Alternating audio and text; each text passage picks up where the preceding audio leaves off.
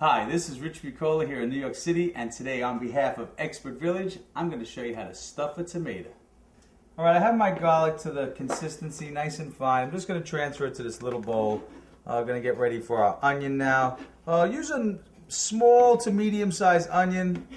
Don't go with those big ones. Nice yellow onion. Just going to cut the back and the front off of it.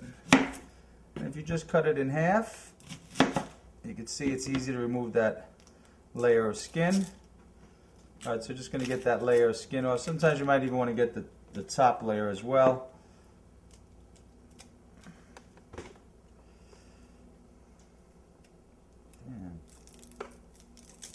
You're going to remove that layer of skin as well.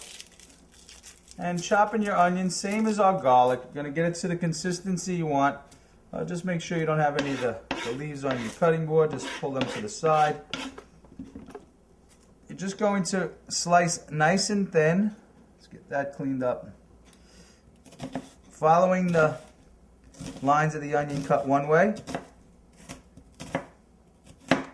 And then turn your onion and just cut the other way. And don't worry if the pieces are too big, because again, the same technique for cutting our garlic we're going to use to cut our onion. By putting our point, I'm going to just work our blade up and down and chop it to the consistency that we're looking for. So keep chopping your onion and come back. We'll start sauteing them and getting everything ready. Oh wait, we still got to bring in our zucchini. We're going to grate up a zucchini next. Come back. We're making stuffed tomatoes here on Expert Village.